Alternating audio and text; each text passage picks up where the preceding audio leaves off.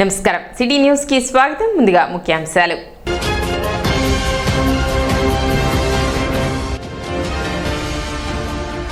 తెనాలి నియోజకవర్గంలో ఎన్టీఆర్ భరోసా పెన్షన్ పంపిణీ. ఇంటింటికి వెళ్లి లబ్ధిదారులకు పెన్షన్లు అందజేసిన మంత్రి నాదెండ్ల మనోహర్.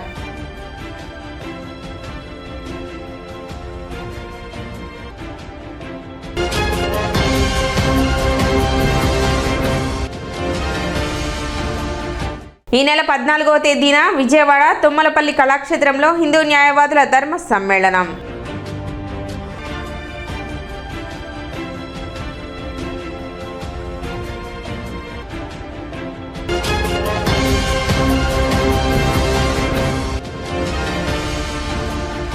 దేశంలో ఎక్కడా లేని విధంగా సంక్షేమం అందజేస్తున్న ఘనత కూటమి ప్రభుత్వానిదే. ఎమ్మెల్సీ ఆలపాటి రాజేంద్ర ప్రసాద్.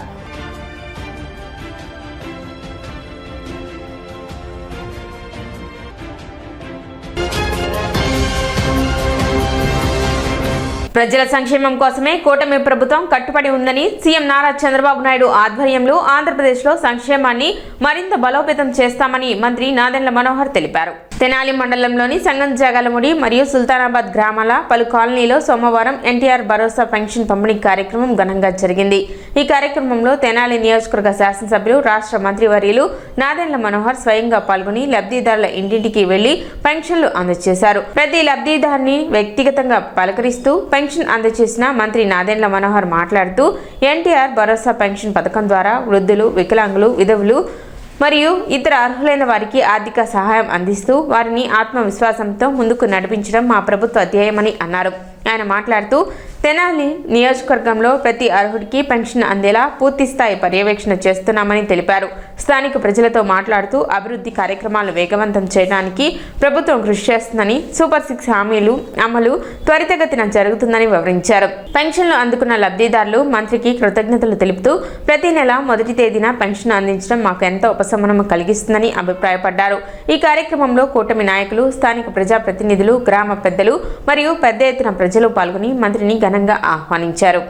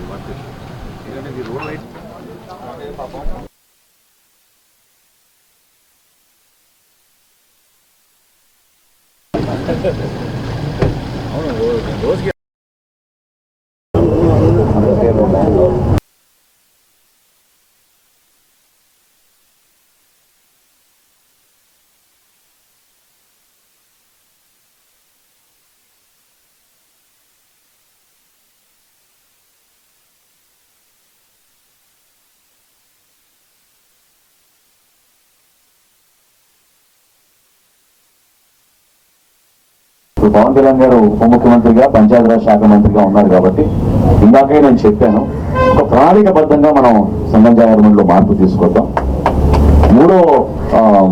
ప్రతి నెల మనం స్వచ్ఛాంధ్ర అనే కార్యక్రమం చేస్తున్నాం. ఈసారి సంగంజాగర్మంలో చేద్దాం. ఈ నెలలో సెప్టెంబర్ మాసంలో అధికారులందరూ కూడా ఇక్కడ ఉంటారు. మీతో కలిసి మీ గ్రామంలో ఉన్న ఎక్కువగా మాకు అర్థమైంది ఏంటంటే ఈరోజు సైడ్ కాలువల గురించి, సైడ్ కాలువల ఆధునీకరణ ఏ విధంగా చేద్దాం, ఏ విధంగా రక్షిత మంచినీటి పథకం మీకు అందిద్దాం అనే దానిపైన దృష్టి సారిద్దాం.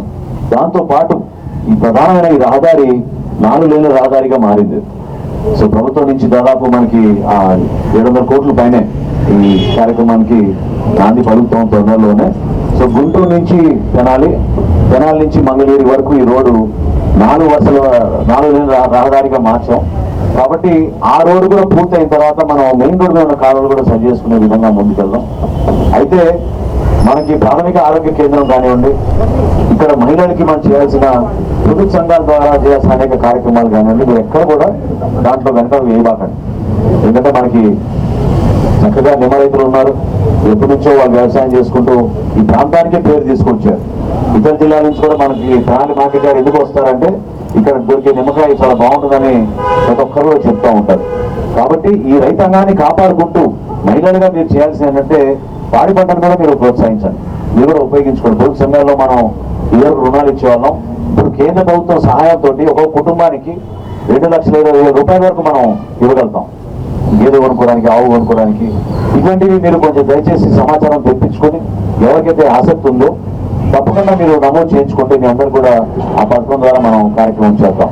పెన్షన్లు ఈ రోజున దాదాపు నేనే స్వయంగా 50-60 పంచాను సంఘం గవర్నమెంట్లో. ప్రతి నెల రాష్ట్ర ప్రభుత్వం చంద్రబాబు నాయుడు గారి నాయకత్వంలో భారతదేశంలో ఎక్కడ జరగని విధంగా మనం 63 లక్షల మందికి ప్రతి నెల 1వ తారీఖున మనం పెన్షన్ పంపిణీ చేస్తున్నాం. ఎవరైతే పాపం దివ్యాంగులు ఉంటారో వాళ్ళకి 6,000 నుంచి 10 నుంచి 15,000 వరకు కూడా అందిస్తున్నాం. ఏ ప్రభుత్వం లేదు భారతదేశంలో ఈ విధంగా అందించేది. నెలకి 2,500 కోట్ల రూపాయలు మనం వెచ్చించి అందరికీ కూడా ఆ విధంగా ఆదుకోవడానికి సంక్షేమ పరంగా చేస్తున్నాం. అభివృద్ధులు కూడా నేను మాటిస్తున్నాను, తప్పకుండా సైడ్ కాలువల గురించి, రక్షిత మంచినీటి పథకం గురించి, అదేవిధంగా మీకు రోడ్ల విషయంలో కొన్ని అంతర్గత రోడ్లు ఇంకా కొన్ని మిగిలిన చిన్నవి అవి కూడా టేకప్ చేసే విధంగా మండల స్థాయి నుంచి, అదేవిధంగా పంచాయతీ నుంచి 15వ ఆర్థిక సంఘం నుంచి వచ్చే నిధుల్ని మీకోసం ఉపయోగించుకునేటట్టు ఈ ప్రాంతంలో తప్పకుండా సర్పంచ్ గారు చెప్పినట్టు దాన్ని కూడా ఫాలోఅప్ చేద్దాం. మీకు ఇంకేమైనా సమస్యలు ఉన్నా కూడా మీరు అధైర్యపడబాకండి. ఎందుకంటే ఇంత పెద్ద ఆలోచనతో ఆర్థిక ఇబ్బందులు ఉన్నా కూడా గౌరవ ముఖ్యమంత్రి గారు, గౌరవ ఉప ముఖ్యమంత్రి గారు ఎప్పుడు కూడా ప్రజలకి సంక్షేమం చేయాలనే ఉద్దేశంతో మనం ముందుకెళ్తున్నాం. రాష్ట్రంలో ఎప్పుడు గతంలో మనం 5 సంవత్సరాలు చూసిన ఇబ్బందులు ఇంకొకసారి రాకూడదు అనే ఉద్దేశంతో పరిపాలన మీ అందరికీ కూడా మేము తీసుకొస్తున్నాం. దయచేసి మీరు సద్వినియోగం చేసుకోండి. కొంతమంది 4 నెలల ముందు 3 నెలల ముందు భర్తలు కోల్పోయారు. అవి రాబోయే రోజుల్లో ఆ పెన్షన్లు కూడా మేము ఫిలప్ చేస్తాం. వాటితో పాటు మీకు సదరం సర్టిఫికేట్ అవసరం. ఎవరైతే దివ్యాంగులు పాపం అడుగుతున్నారో వాళ్ళకి సదరం సర్టిఫికేట్ అవసరం. వచ్చే నెల కలెక్టర్ గారితో నేను మాట్లాడి ఒక సదరం క్యాంపు మన తెనాల్లోనే ఏర్పాటు చేసే విధంగా ఒక చక్కటి కార్యక్రమం చేస్తాం. ఎందుకంటే గుంటూరు వరకు మీరు తిరిగి వెళ్ళాలంటే కొంచెం ఇబ్బంది అవుతుంది మీ అందరికీ కూడా. తప్పకుండా ఆ కార్యక్రమం చేస్తాం. భవిష్యత్తులో మన సంఘం జాయాలముండి ఇదివరకున్న మన చరిత్ర, ఇక్కడ పెద్దలందరూ కూడా ఎంతో త్యాగాలు చేసిన మహానుభావులు ఉన్నారు. వాళ్ళందరూ కూడా మనం స్మరించుకోవాలి. ఈ గ్రామంలో అభివృద్ధి అనేది పాఠశాలతో మొదలైంది. పంచాయతీ బిల్డింగ్ చక్కగా బిల్డింగ్ చేసుకున్నారు. ఆమె ఏ విధంగా పట్టుదలతోటి మన గ్రామానికి ఏమైనా చేయాలనే నిర్ణయంతో ముందుకొచ్చారు. అదేవిధంగా మన అందరూ కలిసికట్టుగా ఈ ప్రాంతానికి అద్భుతమైన అభివృద్ధి చేసి చూపిద్దామని ఈ సందర్భంగా తెలుపుకుంటూ, ఇక్కడ మా ఊర్లో అయితే అన్ని బాగా జరుగుతున్నాయండి. మాది మీరు అన్నారు కదా చిన్న పంచాయతీ అంటే నమ్మట్లేదు సార్. మీరు మాది 12-13 లక్షల కంటే కాదండి.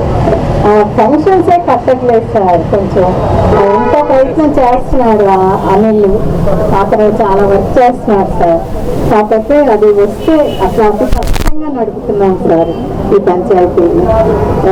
ఏదన్నా మనకి టిఫిన్ ఫైనాన్స్ పడితే ఇంకొక 4-5 పనులు అయిపోతుంది సార్. మాకు పడతాయని మాకు వచ్చింది సార్. వస్తే తప్పకుండా 4 ట్రైన్స్ ఉన్నాయి సార్. అవి పూర్తి చేసి ఇంకా నాకు మరి టైం అయిపోతుంది అప్పటికి చేస్తాను. అదే సార్, ఇంకా అన్ని చేశాను. ఊర్లో అయితే నాకైతే సాటిస్ఫాక్షన్ ఉంది.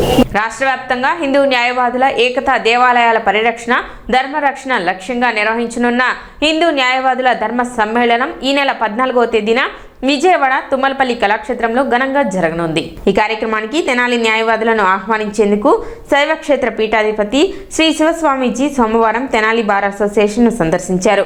ఈ సందర్భంగా హిందూ న్యాయవాదులతో ప్రత్యేకంగా సమావేశమై సమ్మేళనం ప్రాధాన్యతను వివరించారు. శివస్వామీజీ మాట్లాడుతూ ఆంధ్రప్రదేశ్లోని అన్ని బార్ అసోసియేషన్ల నుండి సుమారు 1500 మంది న్యాయవాదులు ఈ ధర్మ సమ్మేళనంలో పాల్గొననున్నారు. దేవాలయాలు, పీఠములు, మఠాలు, ఆశ్రమాలు, అన్నదాన సత్రాలు అన్యాక్రాంతం కాకుండా పరిరక్షించడం మా ముఖ్య లక్ష్యం. అలాగే గో పరిరక్షణ, ప్రకృతి పరిరక్షణ ప్రతి హిందువు కర్తవ్యంగా భావించాలని మనమందరం సంకల్పించాలని అన్నారు. ఈ కార్యక్రమంలో జిల్లా న్యాయవాది పరిషత్ కమిటీ సభ్యులు పొత్తూరి నాగేంద్రం, వేములపల్లి శ్రీనివాస్, ఆర్ఎస్ఎస్ జిల్లా కార్యదర్శి శివగోపి, సీనియర్ న్యాయవాదులు మరియు ధర్మ పరిరక్షణ సభ్యులు పొన్నం విజయ్ కుమార్, ఏ కాశీ విశ్వనాథరాజు, తరుణ్ కుమార్, తిరుమలశెట్టి రామకృష్ణ, మహాశివ రవీంద్రనాథ్, హైకోర్టు న్యాయవాది రవిశంకర్, వై శ్రీనివాస్ తదితరులు పాల్గొన్నారు. సమ్మేళనంలో రాష్ట్ర వ్యాప్తంగా హిందూ న్యాయవాదుల ఐక్యత, ధర్మ పరిరక్షణపై భవిష్యత్ కార్యాచరణ ప్రణాళికపై చర్చించనున్నట్లు నిర్వాహకులు తెలిపారు. పూజ్య మఠపీఠ ఆశ్రమాధిపతులతో కలిసి హిందూ న్యాయవాదుల ధర్మ సమ్మేళన కార్యక్రమానికి ఆంధ్రప్రదేశ్ వేదికగా అమరావతి రాజధాని విజయవాడ కేంద్రంగా తుమ్మలపల్లి క్షేత్ర కళాక్షేత్రంలో సెప్టెంబర్ 14వ తారీఖున ఉదయం 9 గంటల నుంచి సాయంత్రం 6 గంటల వరకు the forum of Hindu lawyers అనే పేరుతో ఒక సంస్థను ప్రారంభిస్తున్నాం. ఆంధ్ర రాష్ట్రంలోని 26 జిల్లాల్లో ఉన్న 150 బార్ అసోసియేషన్ నుంచి 1500 మందికి శుభ ఆహ్వానం పలుకుతున్నాం. ప్రధానంగా కొన్ని అంశాలు దీనిలో ప్రస్తావన చేయబోతున్నాం.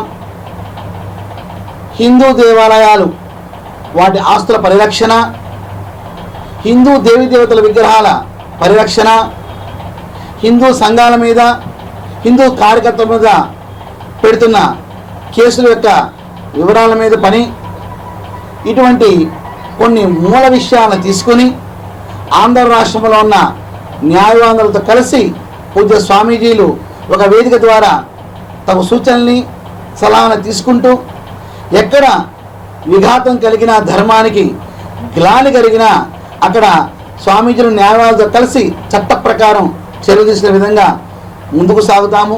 తెనాలి గంగానమ్మపేట హోల్సేల్ మెడికల్ బజార్ రోడ్లో విఘ్నేశ్వర మెడికల్ మరియు సర్జికల్ కొత్త బ్రాంచ్ ప్రారంభోత్సవం సోమవారం ఘనంగా జరిగింది. విఘ్నేశ్వర సర్జికల్స్ వారి 2వ బ్రాంచ్ ప్రారంభోత్సవానికి ముఖ్య అతిథిగా ఎమ్మెల్సీ ఆలపాటి రాజేంద్ర ప్రసాద్ హాజరై రిబన్ కట్ చేసి ప్రారంభించారు. అనంతరం షాప్ నిర్వాహకులు చిన్ను మరియు వారి కుటుంబ సభ్యులను అభినందించి వ్యాపారంలో విజయాలు సాధించాలని ఆకాంక్షించారు.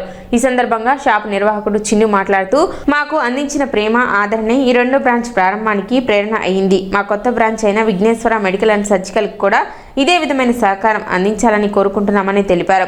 ప్రారంభోత్సవ కార్యక్రమానికి స్థానిక వ్యాపారవేత్తలు, మెడికల్ ప్రతినిధులు, కస్టమర్లు, స్నేహితులు మరియు కుటుంబ సభ్యులు పెద్ద సంఖ్యలో హాజరయ్యారు. ఇప్పుడు చిన్న విరామం.